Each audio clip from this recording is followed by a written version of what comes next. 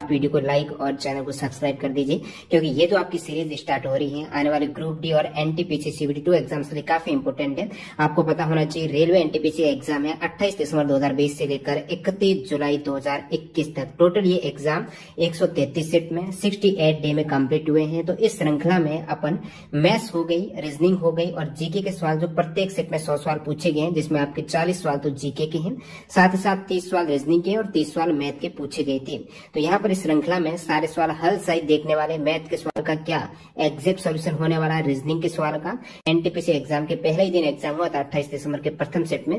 तो इस सेट में पूछे गए सारे 100 सवाल है, जिसमें रीजनिंग, मैथ और जीके के सवाल इंक्लूड रहेंगे सॉल्यूशन सहित। तो देखिएगा, जो पहला सवाल है उस विकल्प का चयन करें जिसका तीसरे पद के साथ वही संबंध है जो दूसरे पद का पहले पद से है। ये आपका दूसरा टर्म है, ये पहला टर्म है। तो दूसरे का पहले के साथ जो संबंध है वही संबंध आपका रहेगा जो आपको ज्ञात करना है उसका तीसरे पद के साथ में। ठीक है, इसमें कोई कूट वगैरह नहीं है, डायरेक्टली यहाँ पर स्पेलिंग का खेल है। लॉयर है, लॉयर का मतलब कह सकते हो वकील।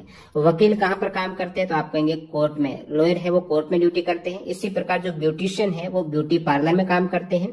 तो पार्लर ये करेक्ट हो जाएगा, ब्यूटिशियन है, ब्यूटी पार्लर है। इजी सवाल था। कूट का प्रयोग मत करना आप, ऐसे नहीं आप सोचने लग जाओ कि एल का स्थान 12 है, एक ए है तो 12 C1 है। ये तो आपको कूट दिया ही नहीं है, डायरेक्टली शब्द स्पेलिंग का ही खेल है, मीनिंग का मतलब आपको निकालना था इसमें। अगला सवाल देखिए यहाँ पर, वह सबसे बड़ी संख्या बताइए जिससे 155, 260, 315 को विभाजित करने पर क्रमश 5, 10 और 15 शेषफल बचेगा। देखिए, ये जो टोटल 133 शिफ्ट है, इसकी पीडीएफ फाइल आपको टेलीग्राम चैनल पर जल्दी 5 से 7 दिन में मिलने वाली है। तो टोटल शिफ्ट आपको फ्री में मिल जाएगी। डिस्क्रिप्शन बॉक्स में टेलीग्राम चैनल की लिंक है, वहां पर अपडेट हो जाएगा। तो वह सबसे बड़ी संख्या आपको निकालनी है जिससे 155, यानी आपको ऑप्शन के अकॉर्डिंग ना करके, वैसे ऑप्शन से करेंगे तो इजी हो जाएगा, जल्दी हो गया, लेकिन मैं आपको इसका हल भी बताने वाला हूँ। तो ऐसी संख्या रहेगी जो मैं एक्स मान लेता हूँ, अभी एक्स मानना नहीं लेकिन एक तरीके से आपको समझा रहा हूँ सवाल क्या कह रहा है। तो एक ऐसी सबसे बड़ी, वो भी सबसे बड़ी संख्या लेनी है जिसमें यदि आप 155 में भाग देंगे उस संख्या का, या फिर 260 में देंगे, 315 में देंगे। सबसे पहले 155 में देंगे तो आपको शेष पर रिमाइंडर है वो 5 रहेगा। 260 में देंगे तो रिमाइंडर 10 है और 315 में देंगे तो शेष पर आपको 15 मिलने वाला है। तो ये संख्या क्या होगी? यदि आप ऑप्शन से करते हो तो सबसे पहले बड़ी संख्या से ही ट्राई कीजिएगा। यानी आप 75 से भाग देते हो 155 में तो भाग तो चला जाएगा, 2 बार जाएगा तो आपका शेषफल 5 रह जाएगा। लेकिन आप 260 में देंगे 75 का, तो 75 का यदि 3 बार देंगे तो 225 आ जाएगा। उस केस में आपके पास रिमाइंडर है वो ज्यादा रह रहा है। सेकंड केस में आपको 10 चाहिए तो 75 तो हो ही नहीं सकता, सबसे बड़ी संख्या लेनी है। तो 75 के बाद बड़ी संख्या 50 आ रही है, आप 50 से ट्राई करेंगे तो आपका एग्जैक्ट भाग चला जाएगा। 50 का आप यदि 155 में देंगे तो 5 रह जाएगा, 260 में देंगे 10 और 315 में देंगे तो 15 रह जाएगा। ये तो आप ऑप्शन से कर सकते हैं। बाकी इसका लॉजिक क्या है, किस प्रकार का हल रहता है, एग्जैक्ट आप सॉल्यूशन निकालते हो। देखिए, एक ऐसी संख्या आपको लेनी है जो यदि आप भाग देते हो 155 में, ठीक है, 155 में, 260 में और 315 में, मैं क्या करता हूं, मेरे को एक ऐसी संख्या मिल जाए जो कि शेष पर बचे ही नहीं, 0 आ जाए, तो आप कहेंगे उस केस में तो मेरे को क्या लेना पड़ेगा, इन सभी का HCF लेना पड़ेगा। हाईएस्ट कॉमन फैक्टर आपको निकालना पड़ेगा। कॉमन फैक्टर नहीं, एक ऐसा आपको यहाँ पर मिल जाए संख्या जो कि 155 में या फिर 260 शेषफल 0 रहे। उस केस में आप क्या करेंगे, वैसे इस संख्या के भाग देते हो शेषफल आपको 5 मिल रहे, 0 के लिए आपको क्या करना, 5 माइनस करना है। तो उस केस में आपके पास संख्या कौन सी निकलने वाली है, तो 5 माइनस कीजिए 155 में, आप कहेंगे 150 आ जाएगी। सेकेंड में आपको 10 शेष रह रहा है, यदि आपको 0 शेष रखना है तो आप क्या कहेंगे, 10 माइनस करेंगे, इसमें 250 आ जाएगी एग्जैक्ट। और इसमें 15 शेष रह रहा है, 0 रखने के लिए आप क्या करेंगे, 15 माइनस करेंगे तो 300। ये आपके पास 3 संख्याएं आ गई हैं। अब देखिए, इन तीनों का मैं यदि HCF निकालता हूं तो मेरे को मिलता है। देखिए, जिनको HCF भी नहीं आता तो सबसे पहले आप लॉजिकली इसको निकाल सकते हो। नहीं, कॉमन संख्या का भाग दीजिएगा जिसमें 150 में भी जा रहा है, 250 में भी, 300 में भी जा रहा है। तो सबसे पहले तो आप 25 से ही ट्राई कीजिएगा, बड़ी संख्या से ट्राई करेंगे। तो 150 में यदि आप 25 का भाग देते हो 150 बटा, यदि आप 25 का करेंगे तो ये आपके 6 बार चला जाएगा, ठीक है। और 25 का 250 में देंगे तो कितनी बार चला जाएगा, तो ये 10 बार चला जाएगा, इजी है। और फिर 25 का 300 में देंगे तो आप कहेंगे तो 12 बार चला जाएगा। और अभी आप सिंपली 2 का भाग दे सकते हो 3 बार, 5 बार और ये आपके 6 बार, सभी में भाग गया। इसका मतलब ये मल्टीप्लाई ही आपका HCF हो जाएगा। जरूरी क्या है, इन तीनों में ही भाग जाना चाहिए, ऐसे नहीं 2 में जा रहा 1 में नहीं जा रहा, उस केस में फेल हो जाएगा, क्योंकि इन तीनों का ही आपको कॉमन फैक्टर निकालना जो हाईएस्ट है। तो ये निकल के आ गया है, अब भाग नहीं जा रहा है तो 25 गुणा 2 यानी 50 है। तो ऐसा आपके पास कॉमन फैक्टर आ गया 50। अब 50 का यदि आप भाग देंगे 150 में पूरा चला जाएगा, 250 में पूरा, 300 में भी पूरा चला जाएगा। तो उस केस में आपको क्या चाहिए, यहाँ पर शेषफल तो 5 5-10 कब होगा, जब इसमें आपने 5 ऐड किया, इसमें आपने 10 ऐड किया, जो वास्तविक संख्या तो यही है ना। तो आपको क्या मिल गया यहाँ पर 50 वो संख्या है जिसमें यदि आप जिसको 150 में 250 में 300 में भाग देते हैं तो शेषफल रिमाइंडर 0 बचता है, क्योंकि इन सभी का कॉमन फैक्टर है और आपको चाहिए ये शेषफल है। तो इसमें आपने 5 ऐड घटाया तभी तो ये निकल के आई ना 0 शेषफल है। तो ऑटोमेटिकली यहाँ पर आंसर क्या हो जाएगा 50 हो जाएगा। अब आप कहेंगे इतना बड़ा सॉल्यूशन आपको समझाने के लिए बड़ा हो रहा है, एग्जाम में आप डायरेक्टली HCF निकालना है 5, 10, 15 कम करके और एग्जैक्ट आंसर आ जाएगा। अगला सवाल लिखिएगा, एक ट्रेन है वो स्टेशन स्टेशन ए से स्टेशन बी की ओर 50 किलोमीटर प्रति घंटा की चाल से निकलती है। आधे घंटे के बाद एक अन्य ट्रेन स्टेशन बी से स्टेशन ए की ओर, तो ये मैं मान लेता हूँ स्टेशन ए हो गया, ठीक है। यहाँ पर आपका स्टेशन ये बी है। अब देखिए इनके मध्य की दूरी है, ये बाद में बताऊंगा, पहले क्या कह रहा है सवाल। ए से स्टेशन बी की ओर 50 किलोमीटर प्रति घंटा की स्पीड से चलती है। तो एक ट्रेन यहाँ से निकल पड़ी है 50 किलोमीटर प्रति घंटा की स्पीड से, ठीक है, 50 किलोमीटर प्रति घंटा की स्पीड से। अब देखिए ये क्या बोल रहा है, आधे घंटे के बाद। तो आप कहेंगे आधे घंटे में ये ट्रेन है ना, ट्रेन कितनी चली है, तो स्पीड इसकी 50 किलोमीटर है और ये 1 घंटे में 50 किलोमीटर चल सकते हैं, इस स्पीड का मतलब यही है। तो आधे घंटे में आप कहेंगे तो 25 किलोमीटर कुछ चली होगी, यहाँ तक आई होगी 25 किलोमीटर, ठीक है। अब देखिए आगे क्या कह रहा है कि एक आधे घंटे के बाद अन्य ट्रेन स्टेशन बी से स्टेशन ए की ओर प्रस्थान करती है, लेकिन जो सेकेंड ट्रेन है इसकी स्पीड है 150 किलोमीटर प्रति घंटा। ये निकलती है, दोनों स्टेशन के बीच की दूरी 725 किलोमीटर है। तो ये मैं बता देता हूँ, दोनों के मध्य की डिस्टेंस है 725 किलोमीटर हो गई। जिस स्थान पर दोनों ट्रेनें मिलती हैं उस स्थान की स्टेशन ए से दूरी क्या होगी। अब देखिए ये ट्रेन यहाँ से निकल रही है, क्योंकि 25 किलोमीटर तो पहले ही चल चुकी है। जब ये स्टार्ट हुई है उस समय ये ट्रेन यहाँ थी 25 किलोमीटर आगे, और अब ये ट्रेन आ रही है 150 की स्पीड से, ये जा रही है 50 की स्पीड से। अब दोनों ट्रेन क्या है, एक दूसरे के आमने सामने आ रही है, सेम डायरेक्शन में नहीं जा रही है। उस केस में क्या होता है आपको पता है, जो स्पीड रहती है वो दोनों की ऐड होती है, ठीक है। दोनों ये एक समान, क्योंकि जल्दी पहुंच रही है, ये भी इधर आ रही है, ये भी इधर आ रही है, इसका मतलब स्पीड आप ऐड करेंगे। जो पहले ए वाली ट्रेन की स्पीड है 50 और इस वाले की है 150, तो आप कहेंगे स्पीड अब दोनों की जो शिफ्ट कह सकते हो वो हो गई है 200 किलोमीटर प्रति घंटा। अब ये ट्रेनें कहां पर मिलेगी, तो सबसे पहले देख लीजिएगा अब इनके मध्य दूरी कितनी है। आपने कहा 725 तो टोटल थी, 25 ये हो गई। अब इनके मध्य दूरी है ये 700 किलोमीटर है। 700 किलोमीटर दूरी है, ट्रेन चल रही है 200 किलोमीटर प्रति घंटा की स्पीड से। देख लीजिए कोई मीटर सेकंड का नहीं है, सभी में किलोमीटर घंटा किलोमीटर है, तो यहाँ पर चेंज तो आपको यूनिट करनी नहीं है। अब आपको क्या निकालना, सबसे पहले तो समय कितना लगने वाला है एक दूसरे के मिलने में। समय क्या होता है, टोटल दूरी है 700 और स्पीड है, समय क्या होता है, दूरी बटा 4 ही होता है, स्पीड है 200। तो आप कहेंगे ये 0 चला गया, 7/2 करेंगे तो यहाँ पर जो समय निकल कर आ गया आपके 3.5 घंटे का समय। अब 3.5 घंटे में ये ट्रेनें आपस में मिल जाएगी। इसका मतलब है जो 700 किलोमीटर दूरी है इन्होंने तय कर दी है, दोनों ने मिलकर इस साइड और इस साइड है, और आपस में जब मिलेगी वो 3.5 घंटा यानी 3.5 घंटे में मिलने वाली है। अब आपको पूछा क्या है, तो आपको पूछा है जिस स्थान पर दोनों ट्रेनें मिलती हैं उस स्थान की ए से दूरी, ये डिस्टेंस आपको निकालनी है। अब आपको क्या चाहिए, जो ट्रेन ये कितनी चली है, जो शुरुआत इस साइड वाली है ना कितनी चली है, 25 तो यहाँ से स्टार्ट हुई थी, आगे वो 3.5 घंटों में आप कहेंगे दोनों मिली है, तो 3.5 घंटे तक तो यहाँ पर वो कहीं चली होगी। तो 3.5 घंटों में वो कितनी चली है, जब उसकी स्पीड है 50 किलोमीटर प्रति घंटा, यानी 1 घंटे में वो 50 किलोमीटर जा सकती है, तो 3.5 घंटों में कितनी जाएगी, 150 प्लस यहाँ पर 25 करेंगे, तो 150 का मतलब क्या, 50 प्लस 50 प्लस 50 यानी 3 घंटों में कितनी हो गई, 150, और फिर आधा घंटा है, आधा घंटे में 25 है तो 175 तो ये यहाँ तक चली है, ठीक है, यहाँ से यहाँ तक, और 25 पहले चली थी। एक ही जब मिली है इनकी दूरी तो ज्ञात करनी, 175 ये 25 है, तो आप कहेंगे 200 किलोमीटर इनके मध्य की डिस्टेंस हो जाएगी। आई होप आपको समझ में आया है। बढ़ते हैं अगले सवाल की ओर। नेक्स्ट आपके जो सवाल नंबर 4 क्या कह रहा है, रूट के अंदर वैल्यू दे रखी है, सभी रूट है ऊपर नीचे, ये डिलीट कर देता हूँ। तो यहाँ पर आप देख नहीं रहे हो, रूट 54 है, उसके बाद रूट 125, उसके बाद √24 मल्टीप्लाई आपके हो रहा है √45। अब देखिएगा सभी में रूट है तो कोई दिक्कत नहीं है, डायरेक्टली मैं रूट 1 ऐसे ही लिख देता हूँ, आप डायरेक्टली सॉल्व कर दीजिएगा, क्योंकि जो आपका वर्गमूल है वो सभी के ऊपर है, ऊपर नीचे चारों तरफ। इधर है आपके 24, फिर आपके 45। अब इजी आप इसको कट कर सकते हो। मैं क्या करता हूँ, भाग देता हूँ, 9 का भाग जा रहा है ना, 9 का भाग 45 में 5 बार, इधर 9 का भाग 54 में ये 6 बार चला जाएगा। अब देखिए 6 का भाग 24 में कितना बार चला जाएगा, 4 बार है। 5 का भाग 125 में 25 बार है, तो 25/4 हो गया। अब रूट में आपको पास वैल्यू आई है 25/4 है। 25/4, 25 का वर्गमूल आपको पता है 5 होता है, 4 का वर्गमूल होता है 2, तो 5/2 है, 2.5 हाफ, ये 2.5 हो जाएगा। इजी सवाल था। अगले सवाल की ओर मूव करते हैं, ठीक है। ये आपका एक रीजनिंग का सवाल पूछा गया है। उस विकल्प का चयन करें जिसका तीसरे अक्षर समूह के साथ वही संबंध है जो दूसरे अक्षर का पहले के साथ में, यानी आपके ये रिलेशन वाला एक इजी सा सवाल पूछा गया है। अब देखिए किस प्रकार रिलेट कर रहा है। आर के बाद क्या आ रहा है, एस आ रहा है, ठीक है। फिर आपके ए के बाद आ रहा है सी। अब देखिए कम हो रहा है। आर कितना होता है, 18 होता है। एस कितने पर होता है, एस होता है 17 पर।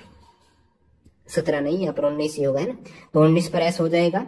और देखिए एक बढ़ रहा, आर एस हो गया, ठीक है। ए के बाद यहाँ पर 2 बढ़ा, बी हटा के सी किया है, कोई दिक्कत नहीं। और अब देखिए आपको क्या करना है, वी के बाद क्या करता है, यू आ जाएगा, सॉरी यहाँ पर वी यू डब्ल्यू, यूवीडब्ल्यू होता है ना, तो यू वी आया है, वी के बाद आपका डब्ल्यू, क्योंकि आर के बाद एस आया, इसका मतलब वी के बाद क्या आएगा, डब्ल्यू आ जाएगा। और इधर किस प्रकार आया है, ए के बाद सी आया, यानी बी को छोड़कर तीसरा आया है, तो यहाँ पर भी एक्स के बाद आना तो वाई चाहिए, लेकिन वाई को छोड़ना है, तो आप कहेंगे जेड आ जाएगा। अब डब्ल्यू जेड किस में आ रहा है, डब्ल्यू तो सभी में आ रहा है, जेड सेकंड में आ रहा है और किसी में नहीं आ रहा। आगे आपको देखना ही नहीं है, टाइम वेस्ट नहीं करना, डायरेक्टली आपको टिक करना है ऑप्शन जो भी डब्ल्यू जेड से स्टार्ट हो रहा है। अगला सवाल देखिएगा, एक आपके यहाँ पर जीके का सवाल है, निम्नलिखित में से कौन सा स्मारक दिल्ली में नहीं है। बुलंद दरवाजा है, पता होना चाहिए, बहुत बार बताया मैंने आपको। फतेहपुर सीकरी जो आगरा में उत्तर प्रदेश में है, न कि दिल्ली में है। बाकी सभी यहाँ पर दिल्ली में देखने को मिलने वाले हैं। नेक्स्ट में देखिएगा, दिए गए विकल्पों में से वो शब्द का चयन करें जैसे दिए गए शब्द के अक्षरों का उपयोग करके नहीं बनाया जा सकता है। ये बिल्कुल इजी सा बेसिक सा सवाल आप कह सकते हो। जैसे कि इसमें आप देखेंगे एच है, एच इसमें भी है, यानी इनमें से जो ये यूज करते हुए देखना है कौन सा वर्ड नहीं बन रहा है। देखिए इसमें एच आ गया, फिर ए भी इसमें शामिल है, टी भी है, ई भी है, तो ये तो बन रहा है। अब देखिए इसमें जी आ गया, इसमें आर आ गया, यू है, इसमें यू आ गया। उसके बाद एन देखिएगा, एन नहीं है, इसका मतलब ये वर्ड इससे बन ही नहीं रहा क्योंकि एन है ही नहीं। टी तो है लेकिन एन नहीं। बाकी आर है, टी आपको आर है, ए है, टी है, ई है, सब है, जी है, टी भी है, जी है, ए है, टी है, ई है। लेकिन ये एक इजी सा स्पेलिंग का सवाल पूछा गया है, कोई दिक्कत नहीं। अगला सवाल देखिएगा, प्रार्थना समाज के संस्थापक आत्मारंग पांडुरंग हो जाएंगे।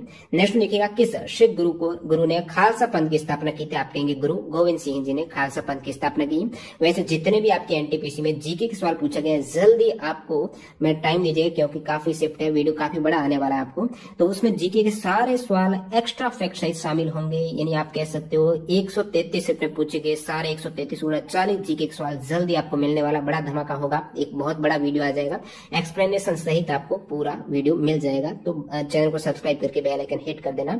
देखिए ये जो आपको सवाल पूछा गया है, पानीपत का दूसरा युद्ध अकबर और हेमू के बीच में, सेकंड युद्ध 1556 में हुआ था, तो आंसर यहाँ पर सी करेक्ट हो जाएगा। फिर अगला सवाल देखिएगा यहाँ पर सवाल नंबर 11, स्वराज मेरा जन्मसिद्ध अधिकार है और मैं इसे लेकर रहूंगा, ये किसने कहा था, बाल गंगाधर तिलक ने ही कहा था। नेक्स्ट देखिएगा, निम्नलिखित में से कौन सा डीआरडीओ के द्वारा विकसित एक मल्टी बैरल रॉकेट सिस्टम है। मल्टी बैरल रॉकेट सिस्टम है, इसमें आपके पिनाका हो जाएगा जो डीआरडीओ के द्वारा डेवलप किया गया है। निम्नलिखित में से कौन सी बीमारी विषाणु जनित है। रेखा हमें हिट करके पोए चेचक छोड़ गई। चेचक आपका कैसा रोग हो जाएगा, वायरस जनित रोग हो जाएगा। अगला सवाल देखिएगा, ये मैथ का सवाल आ गया, थोड़ा बिल्कुल इजी सवाल आप कहेंगे इसको भी। एक धनराशि है, यानी आपका जो प्रिंसिपल है, मूलधन है, उसका 10% वार्षिक दर से 2 वर्ष का ब्याज है, वो 500 रुपए है। सबसे पहले तो आपको सिंपल इंटरेस्ट है वो दे रखा है और धनराशि पता नहीं है, ठीक है। सेकंड क्या पूछे आपको, तो समान राशि के लिए, समान समय के लिए, समान दर पर कितना ये चक्रवृद्धि ब्याज मिलने वाला, आपको कंपाउंड इंटरेस्ट ज्ञात करना है।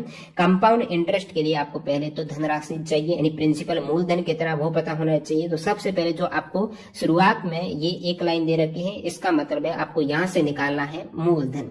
सिंपल इंटरेस्ट क्या कहता है, मूलधन गुणा दर गुणा समय बट्टा 100 होता है, ये आपका आ जाएगा एसआई साधारण ब्याज, ठीक है। अब मूलधन तो आपको पता नहीं प्रिंसिपल क्या है, लेकिन रेट आपको पता है 10% है, टाइम आपको पता है 2 वर्ष है, बट्टा 100 करेंगे तो यहाँ पर आपका एसआई कितना, एसआई दे रखा है ना, मूलधन निकालना है, तो एसआई आपको सिंपल इंटरेस्ट 500 दे रखा है, यहाँ पर मैं 500 कर दूंगा।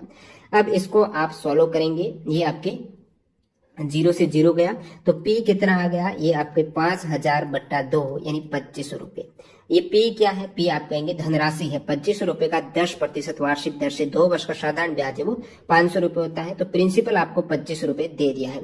अब नेक्स्ट क्या ज्ञात करना है, इन 2500 रुपए का समान समय में चक्रवर्ती ब्याज 10% की दर से, तो 2500 रुपए है, 10% आपको पहले वर्ष में ब्याज देना है। तो आप कहेंगे ब्याज कितना हो जाएगा, 2500 का 10% निकालेंगे तो 250 रुपए ब्याज हो गया।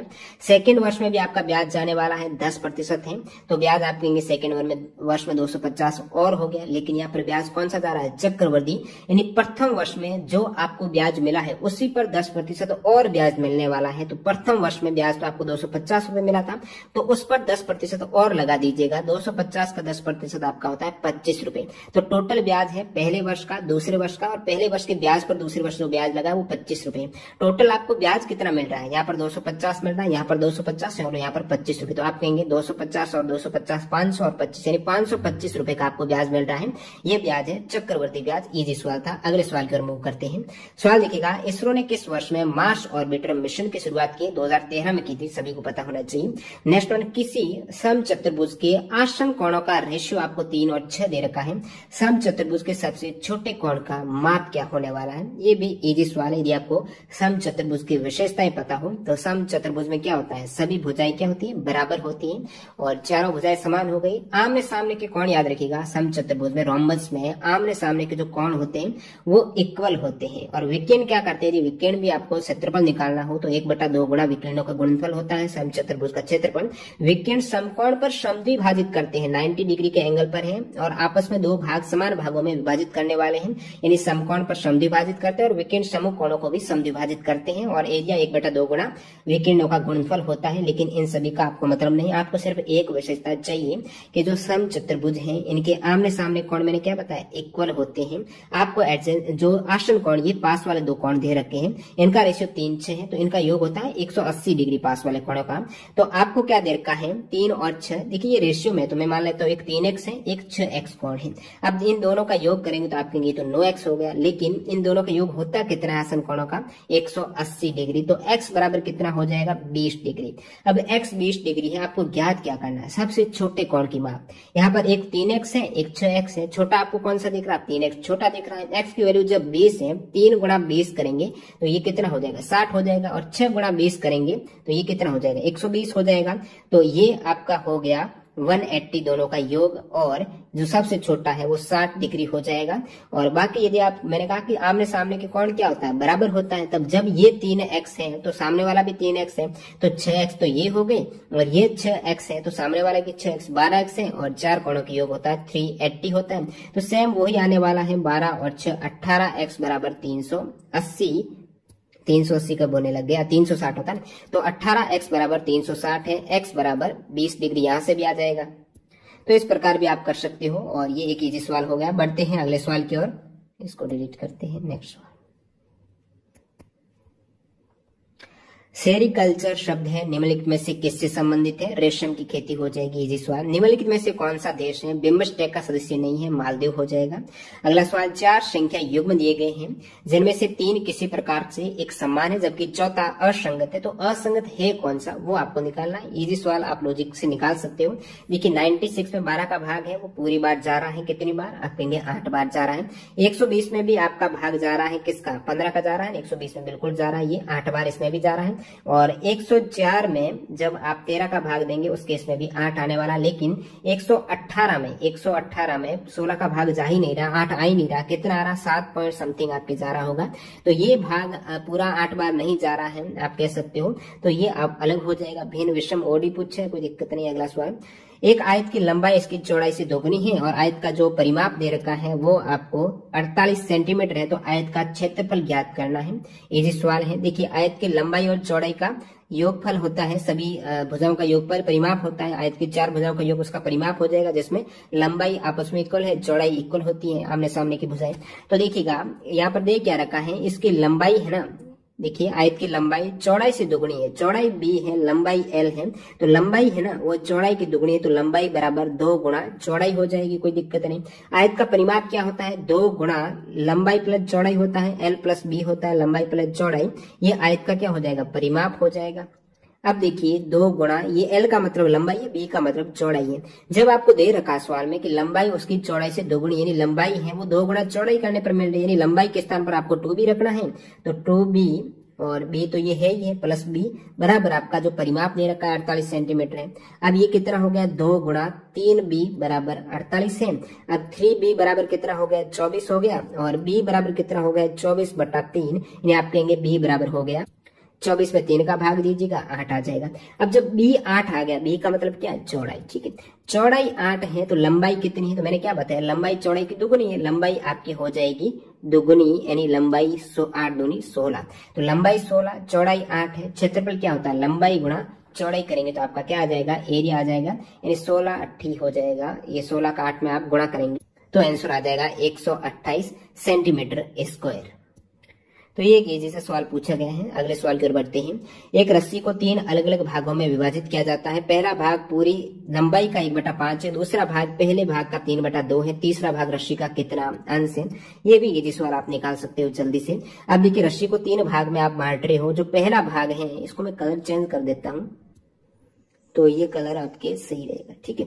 हाँ, अब क्या बोल रहा है कि पहला भाग पूरी लंबाई का 1/5 है, तो पहला भाग है कोई भी लंबाई हो x मान लेता हूँ आपकी सुविधा के लिए, तो पहला भाग कितना हो जाएगा x/5 हो जाएगा और दूसरा भाग पहले भाग का 3/2 है। पूरी लंबाई आपके x है, पहला भाग आपका ये हो गया x/5 और दूसरा भाग कितना है, दूसरा भाग पहले भाग का 3/2 है। अब देखिए सवाल की लैंग्वेज में समझिएगा कि पहला भाग तो पूरी लंबाई का 1/5 है, पूरी लंबाई जब मैंने x मान ली तो पहला भाग x/5 है, लेकिन जो दूसरा भाग है ना वो पहले भाग का 3/2 है। पहला भाग कितना तो आप कहेंगे x/5 है, x/5 का 3/2 है वो सेकेंड पार्ट है, तो x/5 का 3/2 यानी गुणा 3/2 कीजिएगा, ये सेकेंड आ जाएगा। तो पहला भाग x/5 है, सेकेंड भाग आप कहेंगे 3x/10 हो जाएगा, कोई दिक्कत नहीं। तो तीसरा भाग रस्सी का कितना है, रस्सी का तीसरा भाग पूछा है वो तो आपको पता नहीं, जब आप योग करते हो तो उस केस में ये तीसरा भाग में मान लेते हो कोई p भाग होगा तीसरा। अब इन तीनों का योग आपका कितना, रस्सी की टोटल लंबाई है पहला दूसरा तीसरा 3 भाग ही अलग कर रहे हो और टोटल लंबाई x जब आपने मान लिए तो यहां से आप निकाल सकते हो कि p कितना, तीसरा भाग रस्सी का कितना अंश है, ठीक है। रस्सी x है तो तीसरा भाग ये x का कितना अंश है, तो यहां से आप x निकाल लीजिएगा, ठीक है। p कितना आ जाएगा, p बराबर x minus x/5 minus 3x/10 है।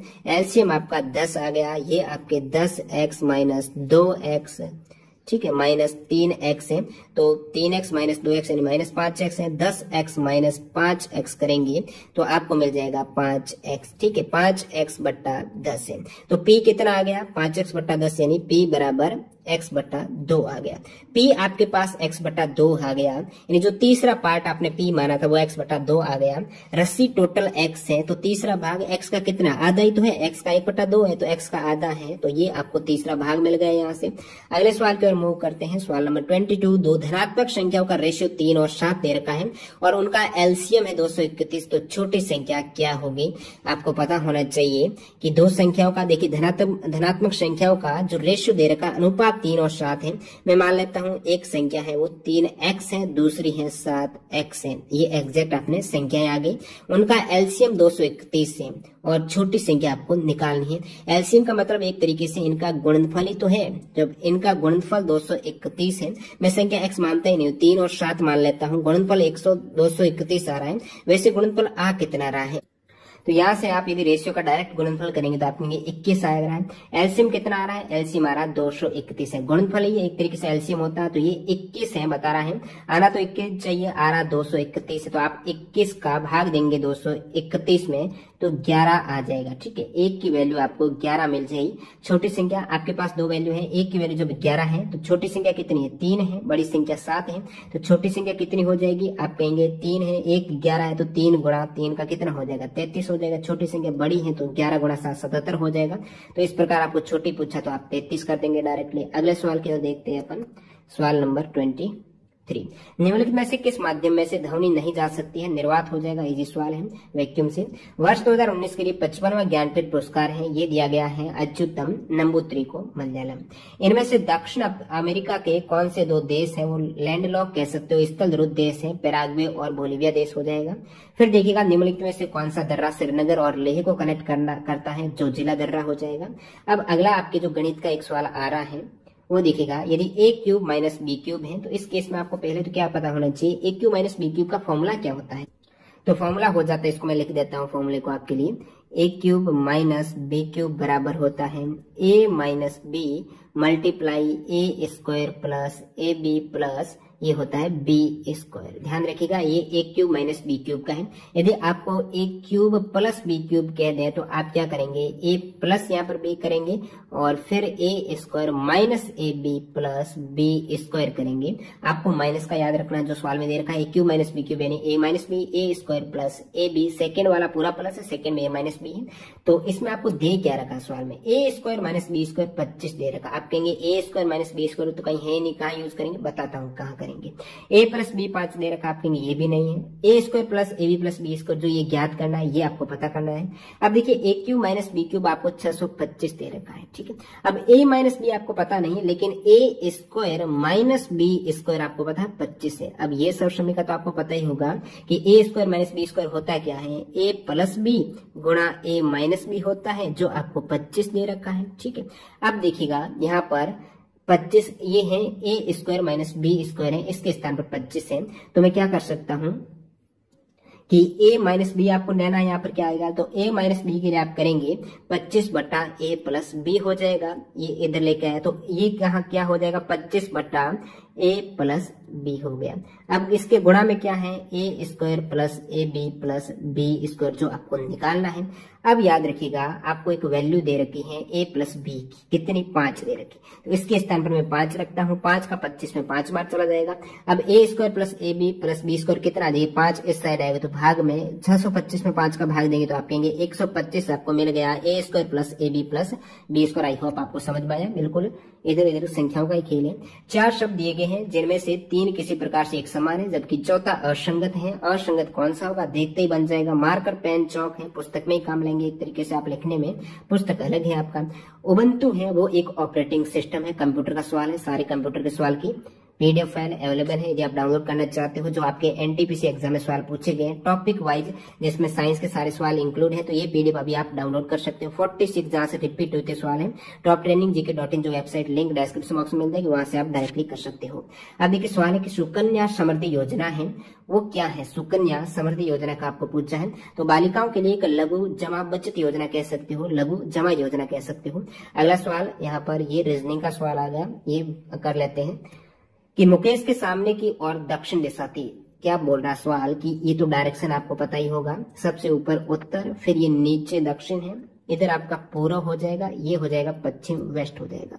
मुकेश के सामने की और दक्षिण दिशा है, इसका क्या मतलब है कि मुकेश इस और मुंह करके खड़ा हुआ है, दक्षिण दिशा के और मुंह करके खड़ा हुआ है। अब मुकेश बोल रहा है कि आगे जाएगा तो ये इस साइड जाने वाला दक्षिण दिशा में, क्योंकि उसके सामने की और दक्षिण दिशा ही है। वो 5 किलोमीटर सीधे चला, मतलब दक्षिण दिशा की ओर चलने वाला कितना किलोमीटर, आप कहेंगे 5 किलोमीटर चला है, तो यहाँ तक मान लेते पहुंच गया। और वहां से वो अपने दाईं ओर, दाईं का मतलब वो राइट साइड टर्न कर रहा है, राइट साइड है, जब इसका मुंह इस साइड है, राइट इसका इस साइड हो जाएगा, जो अपन देख रहे हैं उसका जस्ट उल्टा हो जाएगा, तो वह अब वहां से वह दाईं और 90 डिग्री के कोण पर मुड़ा है, तो 90 डिग्री जस्ट इस साइड इस प्रकार वो मुड़ गया है, मुड़ा है और 5 किलोमीटर यहाँ पर भी उसने रनिंग की है, चला है। फिर वह अपनी बाईं ओर, अब बाईं का मतलब है कि वो लेफ्ट साइड टर्न कर रहा है, बाईं ओर 45 के कोण पर। अब 90 करता तो ऐसे करता, लेकिन वो कर रहा है 45 यानी इस प्रकार कुछ टर्न किया उसने। और कितना चला है 3 किलोमीटर, ये 5 है कुछ 3 चला है, तो यहाँ तक आया होगा कहीं वो, ठीक है 3 किलोमीटर चला है। अब वो अपनी वास्तविक स्थिति से, वास्तविक स्थिति का मतलब क्या है, वो इस और मुंह करके खड़ा था ना, वास्तविक स्थिति से किस दिशा में होगा, तो आप कहेंगे ये जो डायरेक्शन है इस दिशा से किस डायरेक्शन में, ये दक्षिण है ये पश्चिम है, तो दक्षिण पश्चिम जो है वो टिक कीजिएगा, यहाँ पर भी ये सही टिक कर रखा है। अगला सवाल देखिएगा अपन, किसी पदार्थ की मात्रा को मापने के लिए निम्नलिखित में से कौन सी यूनिट का उपयोग किया जाता है। पदार्थ की मात्रा मोल हो जाएगी, काफी बार एग्जाम आया हुआ सवाल है। 2 बसें हैं, एक मुख्य सड़क पर है, ये भी थोड़ा लैंग्वेज बड़ी है, सवाल इजी है, लैंग्वेज से घबराइए मत, लैंग्वेज जितनी बड़ी होगी इसका मतलब सवाल वो इतना ही इजी होने वाला है। दो बसें एक मुख्य सड़क पर 185 किलोमीटर की दूरी पर स्थित दो बिंदुओं से एक दूसरे की ओर चलना शुरू करती है। पहली बस 35 किलोमीटर चलने के बाद, तो ये दो बस मान लेता हूँ, एक ये बस है, एक आपकी ये बस है, इस साइड दोनों ही खड़ी हुई है।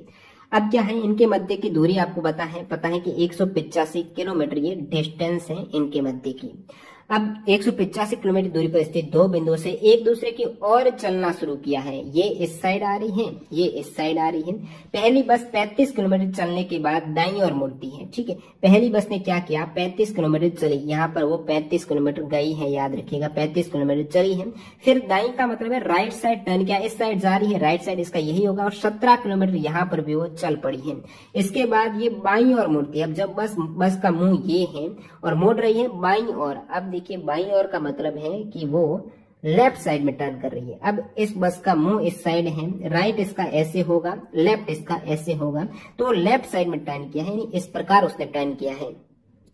लेफ्ट साइड में टर्न तो किया, आगे इसने क्या किया और 42 किलोमीटर चल पड़ी, तो यहां से वो 42 किलोमीटर चल पड़ी है तथा मुख्य सड़क पर वापस पहुंचने के लिए दिशा लेती है। मुख्य सड़क ये है ये दोस्तों। अब इस पर वापस वो पहुंचने के लिए दिशा लेती है यहाँ पर। अब आपको पूछा क्या है कि इस बीच एक मामूली ब्रेकडाउन के, याद रखिएगा सेकेंड बस भी इधर से साथ ही साथ चली थी, तो मामूली ब्रेकडाउन आ गया था, रुक गई थी, और दूसरी बस मुख्य सड़क पर केवल 36 किलोमीटर है, दूसरी ने कहा मैं तो 36 किलोमीटर ही चली हूँ। अब याद रखना इस बिंदु पर दोनों बसों के बीच की दूरी, ये सेकंड बस यहाँ पर आई है, पहली बस दूसरी यहाँ पर, तो इनके मध्य की दूरी ही ज्ञात करनी है। अब ये 185 किलोमीटर है, जब ये 35 है, ये 42 चली है, 35 प्लस 42 आप कहेंगे ये आपके हो गया 70 और 7 77, तो ये 77 किलोमीटर टोटल। ये 35 है, ये 42 है, तो ये टोटल कितना हो गया 77 हो गया। अब ये 77 है, तो ये वाला कितना हो जाएगा टोटल, क्योंकि टोटल 185 है, तो 185 आप माइनस करेंगे तो 108 हो जाएगा ये टोटल। आपको ये दूरी चाहिए, जब ये 36 चली है, ये टोटल 108 है, तो 108 माइनस आप 36 करेंगे तो आप कहेंगे ये तो आपको 72 किलोमीटर मिला है, तो ये दूरी अब है 72 किलोमीटर। ऑप्शन 1 आपको टिक करना था। थोड़ी लैंग्वेज बड़ी है, घुमाया गया था सवाल को। एक परीक्षा उत्तीर्ण करने के लिए पूर्णांकों का 50% लाना क्या है, आवश्यक है। परीक्षा में 2 प्रश्न पत्र शामिल हैं। एक छात्र ने क्या किया, छात्र इस प्रकार कर रहा है कि 200 पूर्णांक वाले पहले प्रश्न पत्र को यहाँ पर बोला है कि 50% आपको दोनों पेपर में लाना अनिवार्य है, दोनों पेपर का कुल मिला के आपके 50% होना चाहिए। तो 200 पूर्णांक वाले पहले प्रश्न पत्र में क्या होता है, 40% अंक प्राप्त होते हैं। अब 40% का मतलब कितने अंक मिले हैं, जब 100 का 40 होता है तो 200 का 40 80 हो जाएगा। तो पहले प्रश्न पत्र में फर्स्ट में उनको 80 अंक मिले हैं आउट ऑफ 200 में से। अब सेकंड प्रश्न पत्र की ही बात कर लेते हैं। सेकंड प्रश्न पत्र में परीक्षा में उत्तीर्ण होने के लिए 150 का पूर्णांक है, 150 का पूर्णांक है। अब भाई साहब को मिल कितने रहे वही तो आपको ज्ञात करना है। दूसरे प्रश्न पत्र में उसे न्यूनतम कितने प्रतिशत अंक प्राप्त करने होंगे। अब न्यूनतम अंक दोनों प्रश्न पत्र में आपको चाहिए 50% है उसके पूर्णांक का। अब पूर्णांक है कितने का, पहले का पूर्णांक 200 का है, दूसरे का जब आपको 150 दे रखा है, यानी पूर्णांक यहाँ पर आपको 350 दे रखा है। आपको 50% चाहिए, तो 350 का आधा कितना हो जाएगा, आप कहेंगे ये तो 175 होगा। आपको अंक लाने हैं 175, आपके आए हुए अंक है पहले प्रश्न पत्र में वो कितने हैं 40%, 200 यानी 80 अंक आ चुके हैं, 175 लाने हैं। तो बचे हुए जो अंक रहेंगे, कितने अंक बचे हुए हैं 175 आपके टोटल अंक लाने थे, 50% अंक लाने थे टोटल पूर्णांक में से, उसमें से 80 तो आपके पहले पेपर में ही आ गए, यानी आपके 95 मार्क्स अब सेकंड पेपर में चाहिए 175 टोटल करने के लिए, क्योंकि 175 माइनस आप 80 करते हो तो सेकंड पेपर में आपको 95 मार्क्स तो लाने ही होंगे। 95 मार्क्स लाएंगे उस केस में आपके 175 अंक हो जाएंगे 350 में से। 350 में से 175 अंक का होना मतलब आपके 50% दोनों प्रश्न पत्र में हो गया है। अब 95% है वो सेकंड प्रश्न पत्र में कितना प्रतिशत हो रहा है, 150 का पूर्णांक था सेकंड में, 95 आ रहे हैं, तो 95 भाग 150 करेंगे, मल्टीप्लाई 100 से करेंगे तो आपको मिलने वाला कुछ 63.33%। तो न्यूनतम है वो उसको 64% राउंड फिगर में लाने ही होंगे। वैसे ये आ रहा है ऑप्शन के अकॉर्डिंग आपको 64 करना था, एग्जैक्ट नहीं मिल रहा, मैच नहीं कर रहा डाटा। अब देखिएगा अगला सवाल यहाँ पर, इंटरनेशनल कोर्ट ऑफ जस्टिस का हेडक्वार्टर कहाँ पर है? तो अंतर्राष्ट्रीय न्यायालय का मुख्यालय हेग में है। दिए गए विकल्पों में से उस संख्या का चयन कीजिए जो निम्न तालिका में से प्रश्न पत्र के स्तर पर जगह लेने वाली है। तो ये आपको लॉजिक बताना है, रीजनिंग का वैसे ये सवाल हो जाएगा। इसमें थोड़ा सा लॉजिक आप लगाइएगा, कोशिश कीजिएगा, पोज करके कोशिश करना किस प्रकार लॉजिक हो सकता है, थोड़ा इंटरेस्टिंग है। देखिए 5, 6, 7 है। अब ये सवाल कर क्या रहा है वो देखिएगा। इसका लॉजिक तो एक्चुअल में ये है कि 7 का आप जब क्यूब करते हो, सॉरी स्क्वायर करते हो तो कितना आता है? तो आप कहेंगे स्क्वायर नहीं, यहाँ पर बड़ी संख्या है, क्यूब ही करना होगा आपको। 7 का आप क्यूब करेंगे तो आप कहेंगे 343 मिल गया आपको। ठीक है, 343। अब आपको टोटल 384 चाहिए। अब 7 का क्यूब 6 का स्क्वायर करेंगे, 6 का स्क्वायर यानी 36। अब इसमें आप 36 ऐड करेंगे तो 379 हो गया। अब आपको 5 और ये ऐड करेंगे तो 379 में 5 ऐड करेंगे तो 384 आ गया। तो हो क्या रहा है इसमें? लॉजिक कौन सा लग रहा है? लॉजिक लग रहा है कि सबसे पहले तो आपको ये संख्या तो एज इट इज लेनी है, सेकेंड संख्या का स्क्वायर करना है और तीसरी संख्या का क्यूब करना है। तो 36 प्लस 343। सेम इसी प्रकार आपको 4 एज इट इज है, दूसरी संख्या का आपने स्क्वायर किया तो कितना आ गया? 25 आ गया। तीसरी का आपको क्यूब करना है, 6 का क्यूब कितना होता है? देखिए आप क्यूब वगैरह सारे आपको अंगुली पर याद होना चाहिए। 6 का क्यूब ये 216 होगा ना? हाँ 216 है। अब 216 प्लस 25 प्लस 4 है तो 245 हो जाएगा। इसी प्रकार आपको करना है 3 प्लस 4 का स्क्वायर यानी 16, 5 का क्यूब यानी 125। अब 125 प्लस 16 प्लस 3 करेंगे तो 144 आपको यहाँ पर क्वेश्चन मार्क के स्थान पर आंसर है वो मिलने वाला है। अब देख लेते हैं अपन अगला सवाल। हरीश के मासिक वेतन है वो 45,000 है, उनमें से 1/3 शिक्षा पर और 2/6 है वो भोजन पर। अब यहाँ पर कंफ्यूज मत होना, आपके ऐसे मत कर देना कि 1/3 शिक्षा पर है तो 45,000 का 1/3 कितना होता है? तो इसका तीसरा भाग यानी 15,000 हो जाएगा।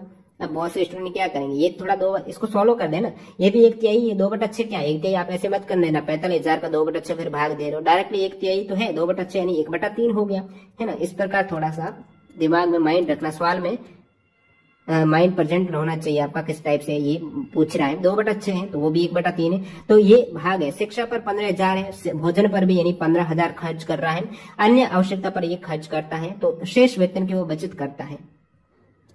तो 2 चीजों पर खर्च किया, शिक्षा पर, भोजन और अन्य आवश्यकता पर। शेष कितना रहेगा? 30 तो ये हो गया, शेष आपका 15 रह गया, तो शेष बचत यहाँ पर 15,000 रुपए हो गई। ये बिल्कुल इजी सा सवाल हो गया। अगला सवाल, विश्व पर्यावरण दिवस 2020 के लिए संयुक्त राष्ट्र द्वारा घोषित थीम क्या है? बायोडायवर्सिटी इसकी थीम हो जाएगी। फिर नेक्स्ट में देखिएगा, भारत के निम्न किन 2 शहरों के बीच पहली semi high speed train Vande Bharat express चली है? तो ट्रेन 18 है, नई दिल्ली वाराणसी के मध्य है, ये पहली वंदे भारत एक्सप्रेस चली है, दूसरी वो कटरा वाली। अगला सवाल, भारत की संसद के द्वारा पर्यावरण अधिनियम किस वर्ष में पारित हुआ था? 1986 में। नेक्स्ट में देखिएगा, 2400 रुपए के 12% में क्या जोड़े कि योगफल 5400 के 18% इक्वल है? बिल्कुल बेसिक से इजी से सवाल पूछे गए हैं। तो 2400 का जो 12% है यानी 2400 गुणा 12/100 है, उसके साथ क्या जोड़े मेरे को नहीं पता, मैं एक जोड़ देता हूँ। जो ये योगफल आ रहा है, इन दोनों का जो जोड़ आ रहा है वो कितना आ रहा है? 5400 के 18% के 5400 गुणा 18 भाग 100 है, भाग 100 तो ये डायरेक्ट क्या आ गया? 24 गुणा 12 प्लस x बराबर 54 गुणा 18 हो गए, क्योंकि 0 से ये कैंसिल हो गया। अब इसको आप कैलकुलेशन कर सकते हो। कैलकुलेशन किस प्रकार? अब x बराबर कितना हो जाएगा? 54 गुणा 18 माइनस 24 गुणा 12। अब इसमें आप कॉमन ले सकते हो कोई चीज, यदि कॉमन आपको जैसे 12 कॉमन आ जाएगा, फिर आप मल्टीप्लाई कीजिएगा, यहाँ से आपका 684 आंसर आ जाएगा। अब आपको जितना इजी हो सके उसको कैलकुलेट करना है।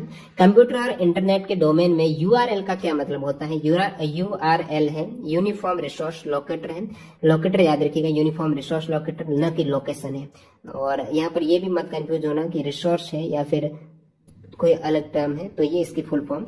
अगला, एक सिलेंडर की ऊंचाई है वो 14 सेंटीमीटर है, वक्र पृष्ठ का क्षेत्रफल है वो 528 सेंटीमीटर स्क्वायर दे रखा है, और सिलेंडर का आयतन है। सिलेंडर का मतलब क्या हुआ? यहाँ पर सब कुछ खेल हो रहा बेलन का।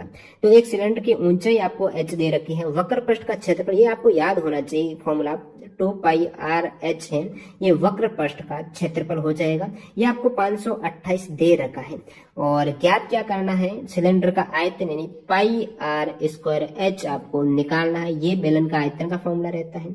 अब देखिए 2πr(h) आपको 528 दे रखा है, पाई यहाँ पर भी है, आर यहाँ पर भी है, तो इसको वैल्यू लेने ही नहीं है। एच दे रखा है, सबसे पहले तो यहाँ से आर निकल के आ जाएगी। आर कितनी आ जाएगी? आर आ जाएगी 528 भाग 2πh आ गया आपके पास आर की वैल्यू। अब आर यहाँ पे रखना है, आपको मिल जाएगा आयतन। अब पाई आर स्क्वायर करना, तो इन सभी का स्क्वायर कीजिएगा, ठीक है। यानी 528 गुणा 528 बट्टा ये भी स्क्वायर करना है, यानी 2 पाई एच गुणा 2 पाई एच। इसको मल्टीप्लाई किससे करना है, ये आर स्क्वायर हो गया। अब मल्टीप्लाई करना है एच से मल्टीप्लाई करेंगे तो एक एच तो यहाँ से गायब हो जाएगा, एक पाई तो यहाँ से गायब हो जाएगा। अब आपके पास क्या रहा है, 528 गुणा 528, ठीक है। बट्टे में क्या है, बट्टे में आपको मिल रहा है ये 2 है और फिर एक एच है और पाई है। एच की वैल्यू दे रखी है ना, तो एच क्यों ले रहे, 14 लीजिएगा। 2 गुणा 14 गुणा एक पाई है, नहीं पाई का मतलब 22/7 है, 22 और 7 ऊपर चले जाएंगे। यहाँ से इसको आप हल करेंगे तो ये हो जाएगा आपके यहाँ से, सबसे पहले तो 22 का भाग जा रहा है 528 में, वो 24 बार जा रहा है, ठीक है। अब आप क्या करेंगे, 7 का 14 में कितनी बार चला गया, 2 बार चला गया। और फिर यहाँ से आपके आ जाएगा, ये 2 है तो 2 2 6 और 24 में ये हो जाएगा 4 बार। अब ऊपर कितने रह गए, 4 गुणा 528, तो 4 गुणा 528 आंसरों में मिसमैच हो रहा, कुछ कैलकुलेशन मिस्टेक हुई है, 1 सेकेंड। 2 दूनी 4 दूनी 8, यहाँ 6 कर दिए, यहाँ पर 8 होना चाहिए ना, फिर ऊपर 24 है और इधर 3 आ जाएगा, ठीक है। अब 3 को आपको मल्टीप्लाई करना है 528 से, तो 528 3 ये सही हो जाएगा, 1584 आंसर हो जाएगा। यहाँ पर अपने जो गुणा किया था 2 दूनी 4 दूनी 6 नहीं का जोड़ नहीं, गुणा करना था ना, तो 8 हो जाएगा। 8 का 24 में देंगे तो ये 3 बार चला जाएगा और 3 का आपको 528 से गुणा करना था, 1584 हो जाएगा आंसर। तो ये आपको फॉर्मूले के बेसिस पर मान रखना था। एक्स और वाई मिलकर एक काम 12 दिन में करते हैं, तो कार्य वाला ये सवाल है, इसको देखिएगा, बिल्कुल इजी सवाल है, बेसिक से जो आपने पढ़ा होगा। एक्स और वाई मिलकर एक काम को 12 दिन में, यानी एक्स प्लस वाई जो आपने पढ़ा वैसे ही करा रहा हूं मैं आपको। एक्स प्लस वाई है वो 12 दिन में कर रहे हैं, वाई प्लस जेड है वो 18 दिन में कर रहे हैं, और एक्स प्लस जेड कर रहे हैं वो दोस्तों 15 दिन में कर रहे हैं। तो इनका एलसीएम लेते हो आपका, यानी टोटल कार्य आपको मिलता है इनके एलसीएम से मिलता है, तो इनका एलसीएम कितना आ जाएगा, एलसीएम 180 आ जाएगा।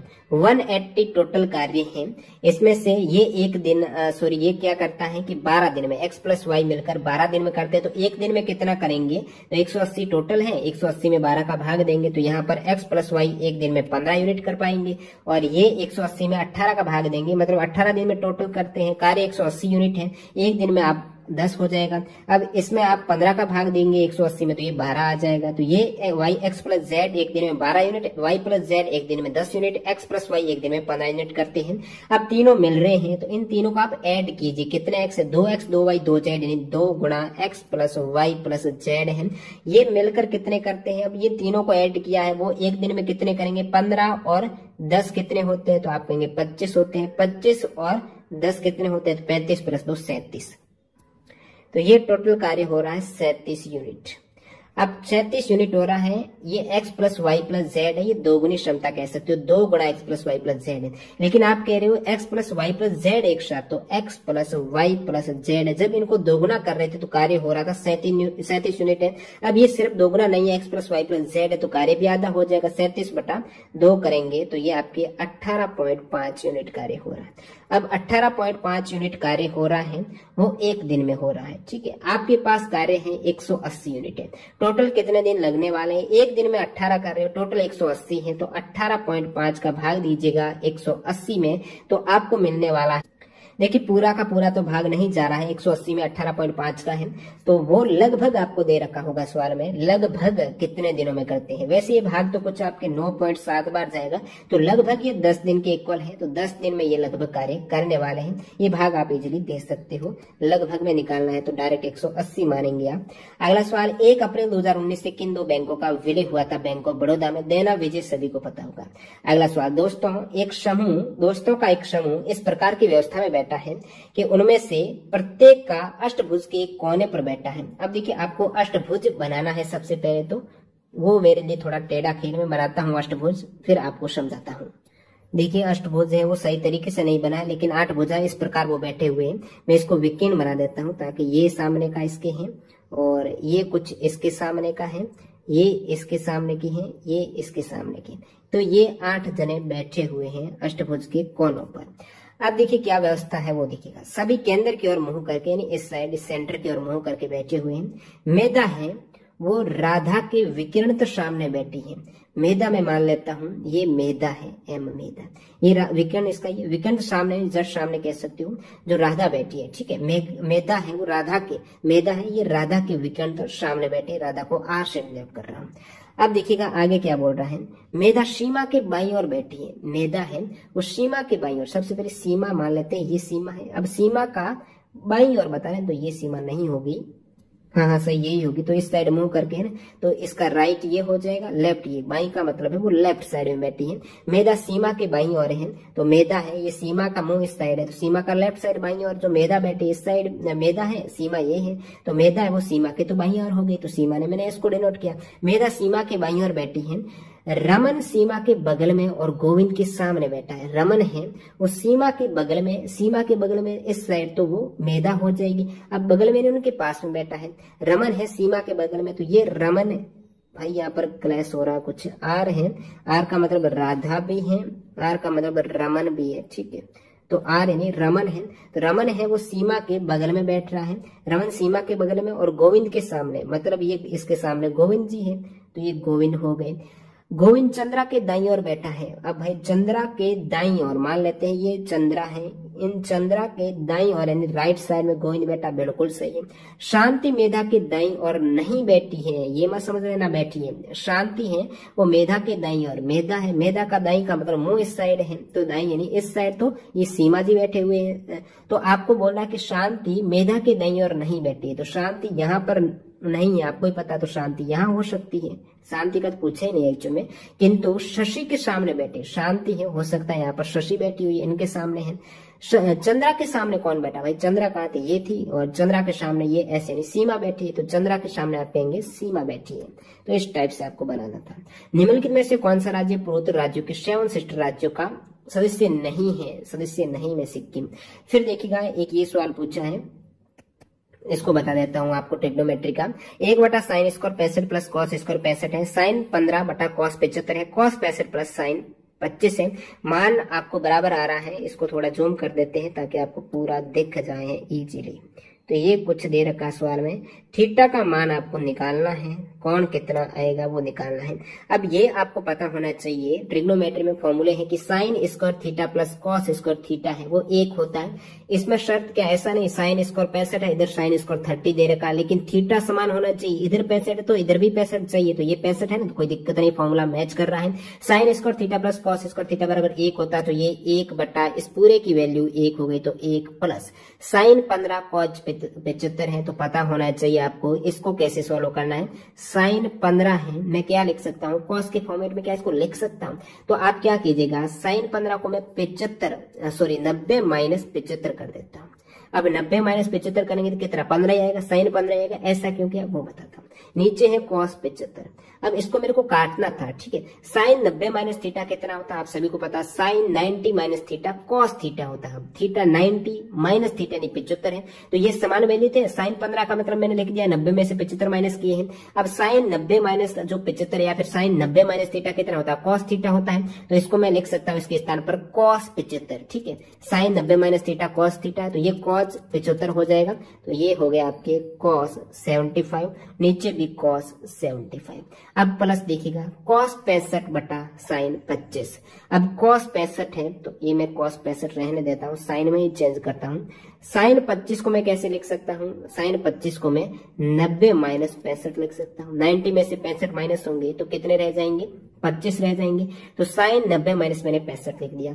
अब इसको 1 हो गया, 1/1 प्लस कॉस 75, ये कट गया, 1 हो गया। अब देखिए कॉस 65 बटा साइन 90 माइनस थीटा, क्या कॉस थीटा, इधर भी कॉस 65 आ जाएगा, ये भी कट जाएगा, तो 1 हो जाएगा, बराबर में √3 tan थीटा। 1 1 1 यानी 3/√3 tan थीटा। यहाँ से tan थीटा आपको कितना मिल रहा है, 3/√3। अब हर का परिमीकरण कीजिएगा, √3 को मैं ऊपर नीचे गुणा कर देता हूँ, ठीक है। तो ये मिल गया आपको 3√3 बटा √3 3 हो गया, 3 से 3 कट हो गया, √3। tan थीटा की वैल्यू आपको √3 मिल चुकी है, tan थीटा की वैल्यू आपको tan थीटा बराबर √3। अब tan के किस एंगल का मान √3 होता है? 30 का मान तो 1/√3 होता है। आपको पूछा √3 तो किस एंगल का मान सिर्फ √3 होता है? तो वो होता है दोस्तों tan 60 डिग्री। अब tan 60 डिग्री है वो √3 है, तो 60 यहाँ पर थीटा यदि आप 60 रखेंगे उस केस में √3 आएगा, 60 करेक्ट हो जाएगा। अगला सवाल देखिएगा। नीचे आपको एक कुछ व्यवस्था दी गई है, निम्नलिखित में से कौन सा x के दाईं और 10वें स्थान पर होगा। लेकिन आपको सवाल में क्या एक शर्त दे रखी है, सभी विशेष वर्णों को हटाना। विशेष वर्ण कौन से? जो आपका एक तो ये संख्याएं नहीं हो, सेकंड है जो आपके लेटर्स है, अल्फाबेट नहीं हो इंग्लिश के, वो विशेष जैसे कि ये आपका विश्वादी बोधक है, हैशटैग है, स्टार है, इन सभी को आपको हटाना है। ठीक है, इसको हटाते हुए चलना, ऐसे नहीं आप सवाल में हटा रहे हो तो फिर वो टाइम ज्यादा ले लेगा। डायरेक्टली आपको मान के चलना है कि ये हट चुका है और 10वां लेटर रहना है x के दाईं और 10वें स्थान पर। तो x कहां पर है? x आप कहेंगे ये रहा x, इसके दाईं और यानी इसके राइट साइड में 10वें स्थान पर। तो ये तो मानना ही नहीं, पहला तो है ही नहीं, इसको हटा दिया आपने, क्योंकि ऑलरेडी सवाल बोल रहा है कि विशेष वर्ण हटाने हैं। तो पहला तो ये होगा, फिर दूसरा होगा, है ही नहीं, हटा दिया आपने। ये तीसरा है, चौथा है, पांचवा है, ये आपने हटा दिया, छठा है, सातवां है, आठवां ये हटा दिया आपने, 9वां है, ये आपका 10वां आपको पूछा था वो R हो जाएगा, जो आपको सही दे रखा है सवाल में। दो संख्याओं का योग 60 है, मशप यानी आपका ये हाईएस्ट कॉमन फैक्टर है, HCF दे रखा है और LCM दे रखा है, ये 12 है, ये 72 है। दोनों संख्याओं के व्युत्क्रम का योग कितना होगा? अब संख्याएं मान लेता हूं मैं, x और y है, तो x प्लस y बराबर आपको 60 दे रखा है संख्याओं का योग। अब इस संख्याओं का व्युत्क्रम का मतलब 1/x प्लस 1/y निकालना है, यानी आपको निकालना है 1/x प्लस 1/y का मतलब क्या होगा? इसका एलसीएम लेंगे तो xy है और ऊपर आपकी y प्लस x हो जाएगा। यानी आपको निकालना क्या है? x, ये निकालना है x प्लस y बट्टा xy। अब देखिएगा x प्लस वाई तो ऑलरेडी दे रखा है, दो संख्याओं का योग x y आपने माना, x प्लस वाई 60 दे रखा है, x प्लस वाई 60 दे रखा है। अब इन दो संख्याओं का गुणा आपको नहीं दे रखा है। अब पता होना चाहिए लसप गुणा मसप क्या होता है। तो दो एलसीएम गुणा एचसीएफ बराबर पहली संख्या गुणा दूसरी संख्या। तो यहाँ से इन दो संख्याओं का गुणा क्या है? 12 गुणा 72 है। तो नीचे में क्या करूंगा? 12 गुणा 72 कर दूंगा। इसको आप जब हल करते हो तो ये चला जाएगा आपके 12 का 60 में 5 बार नीचे 72 है, तो 5/72 हो गया। ऑप्शन 2 करेक्ट है। अगला सवाल देखिएगा। एक त्रिभुज के कोण आपको 3 कोण दे रखे हैं और त्रिभुज के सबसे बड़े कोण की माप क्या होगी? इजी सवाल है। त्रिभुज के तीनों कोणों का योग कितना होता है? आप कहेंगे 180 होता है। अब तीनों कोणों का योग कर दीजिएगा। ये 2x डिग्री, फिर ये कोण है, फिर ये 3 कोण है। अब 2x प्लस दूसरा कोण कितना है? 3x माइनस 8 प्लस तीसरा कोण कितना है? 5x minus 12। ये तीसरा, ये दूसरा, ये पहला, तीनों का योग करना है, 180 आना है। देखिए 2 और 3 कितने? 5, 5 और 5 कितने? 10। तो 10x माइनस 8 और 12 दोनों ही माइनस में है, तो जोड़ हो जाएगी -20 बराबर 180। ये कितना है? 10x है। ठीक है, अब 10x बराबर हो गया 200। ये 20 इधर है, 200 हो गए। x बराबर आप कहेंगे तो x बराबर हो गया 20। आपको पूछे क्या है? सबसे बड़े कोण की माप। सबसे बड़ा कोण कौन सा होने वाला है? तो x की वैल्यू आपको 20 रखनी है और देखते चलिए। x 20 रखेंगे, 2 गुणा 20, तो एक कोण तो आप कहेंगे ये आ गया 40। दूसरा कोण कितना आ गया? 3 गुणा 20 यानी 60 माइनस 8 करेंगे तो ये कोण आपके आ जाएगा 52। और तीसरा कोण है 5 गुणा 20 माइनस 12, तो ये आपके हो जाएगा 100 माइनस 12, यानी ये तीसरा कोण है जो कि 88 डिग्री का है, सबसे बड़ा कोण है। बाकी आपको प्रत्येक कोण निकालना ही नहीं, डायरेक्टली देखना। ये 2x है, ये 3x है, मामूली माइनस हो रहा, 8 हो रहा, माइनस 12, ये 5x है, तो डायरेक्टली x की वैल्यू यहाँ पर पुट कीजिएगा। अब दोस्तों देखते हैं अगला सवाल। ये आपकी ट्रिग्नोमेट्री का एक और सवाल आ गया है। इस सवाल में भी मिस्टेक है, किस प्रकार है देखते हैं। 5 साइन 14 डिग्री और सेक के अंदर आपको 76 डिग्री दे रखा है। 3 cot 15 degree minus cot 75 degree plus 2 tan 45 degree है। इसकी वैल्यू निकालेगा। देखिए सबसे पहले तो पहला ही लॉजिक यूज देंगे। 5 साइन, देखिए 14 और 76 दे रखा है, इसका मतलब इसका योग कितना है? ये 90 है कहीं ना कहीं, तो ये 90 डिग्री है। इसका मतलब वही खेल हो रहा है आपके 90 माइनस थीटा वाला। तो 5 ये साइन 14 को मैं क्या लिख देता हूँ? 90 माइनस क्या कर दिया मैंने? 76 लिख दिया। इधर मैं सेक 76 कर देता हूँ। अब यहां से आप पहले ही इस वाले को मैं हल कर रहा हूं एक बार व्यंजक को। 5 sine 90 minus theta, sine 90 minus theta कितना होता है? तो आप कहेंगे साइन 90 माइनस थीटा होता है कॉस थीटा। तो कॉस 76 गुणा सेक 76, तो ये आपको पता ही होगा, आपस में उल्टे ही होते हैं कॉस और सेक। कॉस क्षेत्र को मैं लिख सकती हूँ या फिर सेक को ही लिखूंगा। सेक क्या होता है, सेक क्षेत्र यानी 1 बटा कॉस क्षेत्र होता है, जस्ट उल्टा होता है, सेक थीटा बराबर 1 बटा कॉस थीटा। तो कॉस क्षेत्र सेक क्षेत्र कॉस क्षेत्र आपस में कट हो गए, तो ये हो गया आपके 1 हो गया, तो 5 गुणा 1 तो 1 5 हो जाएगा। तो ये पूरा सेक्शन आपके 5 हो गया। अब इसको डिलीट कर देता हूँ, ये वैल्यू हो गई 5। अब देखिए सेकेंड वैल्यू और ये थर्ड वैल्यू। अब थर्ड देख लेते हैं, इसमें क्या खेल हो रहा है वो बताऊंगा। 2 गुणा tan 45 की वैल्यू 1 होती है, तो 2 गुणा 1 ये हो गया आपके 2। तो ये देखिएगा 1 हो गया 5, ये हो गया 2, ये 5 और 2 7। अब ये डायरेक्टली गुणा में होना चाहिए, माइनस में होगा तो काम बनेगा नहीं। ये 5 था, ये 2 था, ये गुणा में होगा। अलग यदि माइनस में करते हो तो फिर आपको cot 45 की वैल्यू निकालनी पड़ेगी, वो फॉर्मूले से निकालनी पड़ेगी आपको। cot 15 को आपको लेना पड़ेगा, यानी 45 माइनस 30 करके आपको फिर ये फॉर्मूले से निकालनी पड़ेगी वैल्यू। तो पूरा वो अलग लंबा बन जाता है। जो आंसर दे रखा है वो 10 के अकॉर्डिंग दे रखा है, वो इसको मल्टीप्लाई ही किया गया है। जब ये इसके मध्य गुणा का निशान होगा तो क्या होगा, 3 गुणा का निशान कीजिएगा 3 cot 15। अब cot 15 को मैं क्या करता हूँ, वो 90 वाली टिक लगाता हूँ, 15 75 90 वाली। तो 3 cot ये मैं कर देता हूँ 90 माइनस 75 और गुणा cot 75। अब 3 अब देखिए 90 माइनस 75 को मैं क्या लिख सकता हूँ, cot 90 माइनस 75 tan 75 गुणा cot 75 है। जब जस्ट उल्टे होते हैं तो ये 1 हो जाएगा। तो यहाँ पर कितना हो गया, 3 हो गया। ये 5 था, 3 था, ये 2 आ गया, 5 और 2 7 और 3 10। यानी 10 वैल्यू जब कब आएगी, इसके मध्य गुणा का निशान होगा। अदरवाइज ये आप गुणा का निशान नहीं लेते हो, माइनस करते हो, तो उस केस में 10 नहीं आएगी, वो रूट में ही वैल्यू चली जाएगी, 10 नहीं मिलने वाले। तो ये थोड़ा सवाल में ही मिस्टेक थी। अगला सवाल लिखिएगा आप। सवाल है 4 गुणा 38 गुणा 764 गुणा 1256 का इकाई अंक। अब इकाई पूछा नहीं, लास्ट वाला ये आपका इकाई यूनिट डिजिट पूछा है। तो इसमें आप क्या करेंगे, इकाई अंक यानी ये लास्ट वाला को ही गुणा करना है, बाकी का पूरी संख्या का आपको गुणा करने का कोई मतलब नहीं है, फालतू टाइम वेस्ट करने का। तो 6 और 4 का गुणा करेंगे तो डायरेक्ट आता है 24। अब 24 में इकाई अंक क्या आ गया, 4 आ गया। अब 4 को आपके 8 के साथ गुणा करना है, तो आप कहेंगे 32 आ गया। 32 में से आप 2 लेंगे, 2 का 4 से 7 करेंगे तो 8 आ गया। लास्ट वाली डिजिट आपको 8 मिल रही है, इस प्रकार डायरेक्ट करना है। फिर देखिएगा x बटा 2 प्लस 2 बटा वाई बराबर आपके 1 हो रहा है। y बटा 2 प्लस 2 बटा z बराबर 1 है। z बटा 2 प्लस 2 बटा x का मान क्या होगा। भाई देखिएगा इसमें थोड़ा सा आप अपना दिमाग लगाएंगे तो फालतू टाइम वेस्ट होगा सवाल में। एग्जाम में वैसे ही आपको पता है सवाल ज्यादा टाइम कम होते हैं, तो यहाँ पर आपका टाइम फालतू का खराब होने वाला है, क्योंकि वैसे इसके बिल्कुल एक लॉजिक लगाया गया है, कुछ नहीं, रीजनिंग में मान सकते हो। इसमें यदि आप लेते हो कि ये समीकरण बनाते हो, क्योंकि x पड़ा है, y पड़ा है, z पड़ा है, समीकरण कितने बन रहे हैं, 2 बन रहे हैं। वैल्यू आपकी चर वेरिएबल कितने हैं, वेरिएबल आपके पास 3 है और समीकरण 2 बन रहे हैं, तो हल होगा नहीं किसी भी कंडीशन में। जब बराबर होने चाहिए, यदि आपके पास चर राशियां 3 है, समीकरण 3 बने, उस केस में तीनों ही वेरिएबल x y z का मान निकाल सकते हो। यहाँ पर आप निकालेंगे तो यही लॉजिक किस प्रकार दिखेगा, थोड़ा सा आप इसमें समानता देखिएगा किस प्रकार, x बट्टा 2 y बट्टा 2 z बट्टा 2, 2 बट्टा y 2 बट्टा z 2 बट्टा x। जब भाई दे रखा है इन्होंने कि x बट्टा 2 प्लस 2 बट्टा y है, x और y क्या है, वेरिएबल है, और उस केस में आंसर 1 आ रहा है। यहाँ पर ये क्या कर रहा है, 2 वेरिएबल चेंज करना है, y बट्टा 2 प्लस 2 बट्टा z, 2 बट्टा 2 यही है, 2 यहाँ पर भी 2 ऊपर भी है, यहाँ पर y z इस साइड x पूछ लिया आपको, x y z क्या है, तो ये 1 आ रहा है। सेकंड में भी आपको ये 1 दे रखा है, तो z बटा 2 प्लस 2 बटा x भी 1 होना चाहिए, क्योंकि समान ये आप चल रहे हो समान वैल्यू लेकर, x बटा 2 y बटा 2 z बटा 2 2 बटा y 2 बटा z 2 बटा x। जब ये 1 है तो ये भी 1 होगा। डायरेक्टली आपको 1 टिक करना था, फालतू समीकरण लगाने ही नहीं थे। कंप्यूटर के किस भाग को उसका मस्तिष्क कहा जाता है, कंप्यूटर का मस्तिष्क है सेंट्रल प्रोसेसिंग यूनिट। सबरीमाला मंदिर दोस्तों केरला में है। फिर एक और इजी सा सवाल आपको पूछ लिया है, इस सवाल में आपको जोड़ बाकी आना चाहिए, बाकी है ही कुछ नहीं।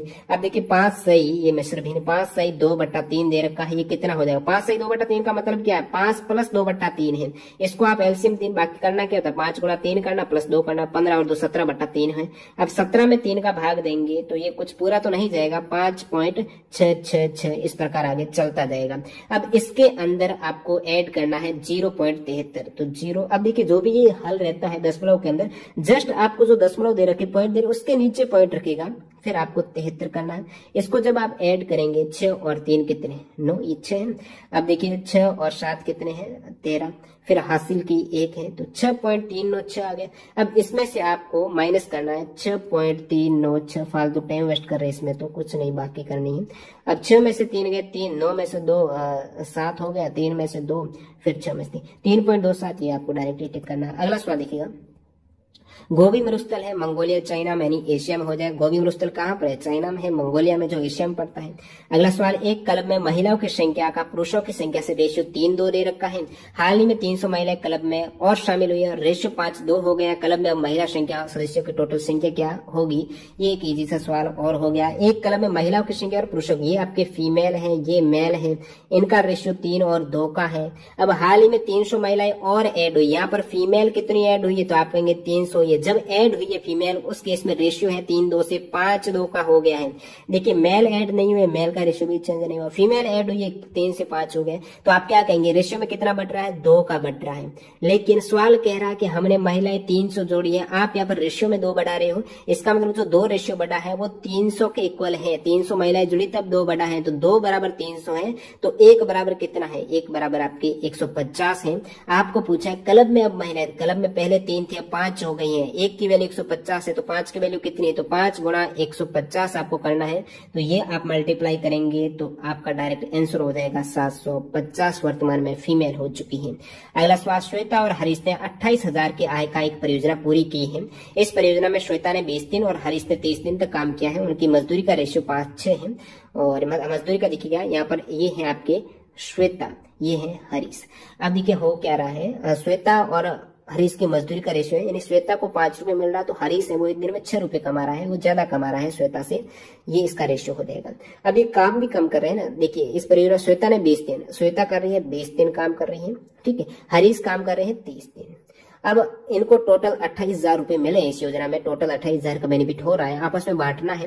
लेकिन ये इसको 5 रुपए मिल रहा है, लेकिन काम किसने कितना दिन किया, 20 दिन का किया है, इन्होंने 30 दिन का किया है, इसको भी आप रेशियो में बांट दीजिएगा। इन्होंने काम किया है 2, इन्होंने काम किया है 3। अब ये काम कितना हो गया, इनको 5 रुपए मिल रहा है, 2 काम किया है, 5 गुणा 2 10 रुपए मिलेंगे।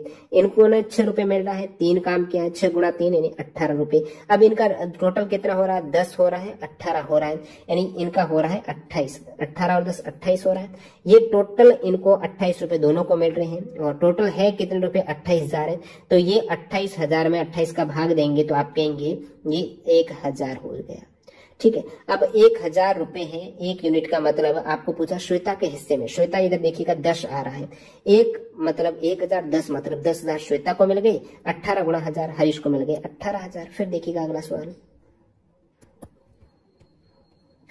राज तरंगणी के लेखक है, काफी एग्जाम आता है, कलन हो जाएगा। एक वस्तु का लागत मूल्य आपको दे रखा है जो अंकित मूल्य का 75% है, लागत मूल्य है कॉस्ट प्राइस है, ठीक है, क्रय मूल्य कह सकते हो। लागत मूल्य अंकित मूल्य का जो प्रिंट रेट का 75% है, आप 100 ही मान लीजिएगा, ठीक है। अंकित मूल्य का 75%, अंकित उसमें मान लेते हैं 100 रुपए, ठीक है, तो उसकी कॉस्ट प्राइस कितनी है, लागत मूल्य कितना है, अंकित मूल्य का 75% उसका लागत है, तो 75 करेंगे, 100 का 75% यानी 75 रुपए उसका सीपी है।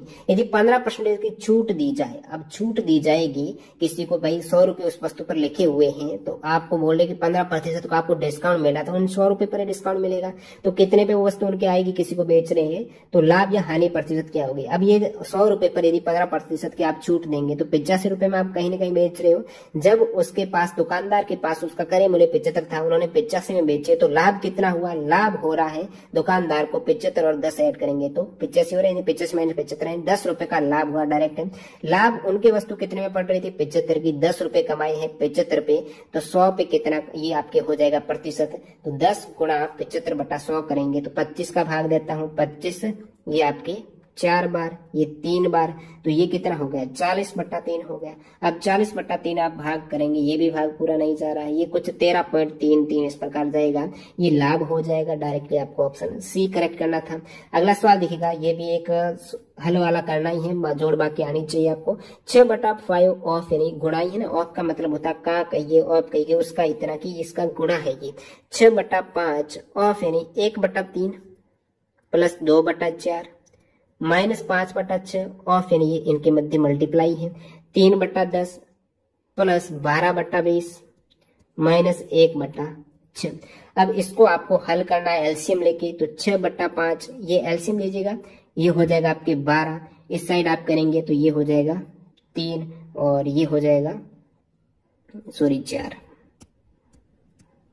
ये आपके हो गया 4 और इस साइड हो जाएगा आपके 6। फिर आप -5/6 कीजिएगा। इस प्रकार आपको 20 एलसीएम लेना है। 10 का 20 में 2 और 3 6 प्लस ये आपके 12 है -1/6 है। इस टाइप आपको जोड़ करते हुए चलना है, आंसर आ जाएगा। ज्यादा इस सवाल में है कुछ नहीं, जोड़ बाकी है। निम्नलिखित में से कौन भारत के सबसे युवा राष्ट्रपति हैं? डॉक्टर नीलम संजीव। रेडी हो जाएगा। यदि साइन थीटा 3/4 है, कॉस थीटा 5/4 है, तो 1 + tan थीटा बटा 1 - cot थीटा। दोस्तों गलत मत कर देना, 1 - tan मत मान लेना, ये कॉट दे रखा है। जल्दबाजी में क्या करते हो, यहाँ पे tan नीचे भी tan मान मत लेना। देखिए साइन थीटा बटा कॉस थीटा क्या होता है, आपको tan थीटा की वैल्यू मिल जाएगी साइन थीटा बटा कॉस थीटा, याद रखिएगा tan थीटा होता है ये समीकरण फॉर्मूला। तो साइन थीटा जब आपको 3/4 दे रखा है, भाग कॉस थीटा 5/4 करना है, उस केस में आपको tan थीटा की वैल्यू मिल रही है। भाग करना है, गुणा में उल्टा हो जाएगा, 4/5 है, 4 से 4 गया, tan थीटा की वैल्यू आपको मिल गई यहाँ से 3/5। अब tan थीटा की 3/5 है, tan और cot आपस में उल्टे होते हैं, नीचे cot दे रखा है, तो cot थीटा कितना हो जाएगा 5/3 हो जाएगा।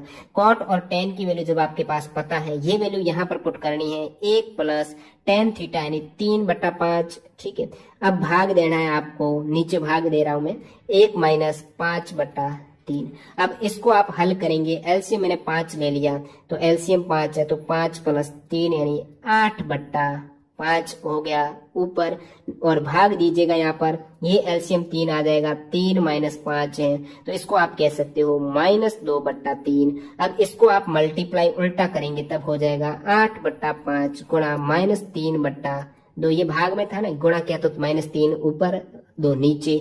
अब ये हो जाएगा आपके 4 और 3 12, -12/5 ऑप्शन 1 करेक्ट है। तो ये आप जोड़ कर सकते थे, बाकी वैल्यू निकालने थे, साइन बटा कॉस tan होता है, ये पता था आपको। निम्नलिखित में से कौन सा देश संयुक्त राष्ट्र सुरक्षा परिषद का स्थायी सदस्य नहीं है? नहीं का पूछा है, तो स्थायी सदस्य आपको पता 5 संयुक्त राष्ट्र के स्थायी सदस्य हैं। नहीं जापान हो जाएगा, चाइना, यूनाइटेड स्टेट, यूके है, यूएस है, फ्रांस है, रशिया है, ये आपके स्थायी है। फिर अगला देखिएगा, 5 अंकों की वह सबसे छोटी संख्या कौन सी है जिसे 7 से विभाजित करने पर 6 है, वो रिमाइंडर रहता है। अब देखिए 5 अंकों की सबसे छोटी संख्या है कौन सी, तो आप कहेंगे ये तो इजी है, 10,000 है, इतना ही पूछा, आप 10,000 कहेंगे, लेकिन ये तो दूसरी क्लास वाले बता देते हैं। 5 अंकों की सबसे छोटी संख्या वो तो 10,000 है, कोई दिक्कत नहीं। जिसे 7 से विभाजित कर रहे हो, आप 7 से विभाजित कर रहे हो, रिमाइंडर आपको 6 बचना चाहिए, लेकिन ये 10,000 नहीं होगी। आपको पूछा है कि वो कौन सी है, 10,000 तो शुरुआत होती है, वो संख्या 10,000 से बड़ी होगी कि 5 अंकों की सबसे छोटी संख्या तो 10,000 होती है, लेकिन उसको 7 से विभाजित करेंगे तो 6 आपको रिमाइंडर बचना चाहिए। मैं मान लेता हूँ, मेरे को पता नहीं है संख्या, मैं मान लेता हूँ कि 10,000 ही है, तो 10,000 में यदि आप 7 का भाग देंगे तो एक बार भाग ही दे दीजिए भाई, पूरा का पूरा नहीं जाता है, लेकिन आपकी समझ के लिए बता देता हूँ। ये भाग देके 10,000, भाई 10,000 ही नहीं लिखा जा रहा, 7 बटा, ये देखिएगा 10 में 7 का भाग देंगे तो आप कहेंगे एक बार गया, पीछे आपका कितना रह गया, 3 रह गया। अब 7 का 30 में भाग देंगे तो ये आपकी 4 बार चला जाएगा, ठीक है, 28। ये दोनों ही, ये आ गया, ये यहाँ आ गया, ये दोनों गए। अब रेशफल 2 है ना, ये आपके आ जाएगा। अब फिर आपके भाग चला जाएगा, 7 का 2 बार 14 है, पीछे 6, ये आ गया आपके 0। अब 7 का आप 60 में देंगे तो आपके हो जाएगा, 8 बार चला जाएगा, 56, पीछे रहा 4, शेष पर यहाँ पर कितना रह रहा है, 4 रह रहा है। आपको क्या बता रहा सवाल कि शेष फल तो 6 चाहिए। जब आप 10,000 में 7 का भाग देते हो, उस केस में आपके पास रिमाइंडर 4 रह रहा है, आपको 6 शेषफल चाहिए। इसका मतलब क्या है, 2 ज्यादा रिमाइंडर रहना चाहिए। 2 ज्यादा कब रहेगा, जब 10,000 में 2 ज्यादा होगा। 10,002 होता यदि, तो यहाँ पर आपको रिमाइंडर मिलता 6, आपको 6 चाहिए। उस केस में 10,000 + 2 करना होगा, 4 आ रहा है, 2 ज्यादा होना चाहिए, उस केस में आपका 6 रहेगा, तो 2 ऐड कर दीजिएगा 10,000 में। 10,002 सबसे छोटी संख्या होने वाली है 5 अंकों की, जिसमें 7 भाग देने पर रिमाइंडर 6 रहता है। किस भारतीय राज्य में सबसे लंबा मेनलैंड सागर तट है? गुजरात में हो जाएगा। अगला सवाल, महात्मा गांधी ने, रोकिए 1 मिनट, महात्मा गांधी ने साबरमती से लेकर दांडी तक पश्चिम नमक मार्च शुरू किया है। दांडी गुजरात के किस जिले में है? नवसारी जिले में है, काफी बार बताया मैंने आपको। निम्नलिखित में से कौन सहजीवी संबंध को दर्शाता है? काई हो जाएगा। उस विकल्प का चयन करें जिसका संबंध है वो सेम रहता है, जो इसका इसके साथ है। अब देखिए पेडियाट्रिक्स का मतलब क्या होता है? बाल चिकित्सा विज्ञान है, बच्चों के लिए बाल चिकित्सा रहती है ना, वो पेडियाट्रिक्स है, जो चिल्ड्रन के लिए। इसी प्रकार न्यूरोलॉजी किनके लिए है? मस्तिष्क के लिए, ब्रेन के इलाज के लिए न्यूरोलॉजी है। खेलो इंडिया यूथ गेम्स 2020 किस शहर में आयोजित किए गए थे? यूथ गेम्स 2020 खेलो इंडिया गुवाहाटी में हुए हैं। नेक्स्ट 2022 में ये हरियाणा में होंगे। अगला देखिएगा, उस विकल्प का चयन करें जो ये वाला आपने देखा ही होगा रीजनिंग का है, तो इसमें कौन सा आएगा? ऐसे सवाल में क्या करना, सबसे पहले तो आपको काउंट करना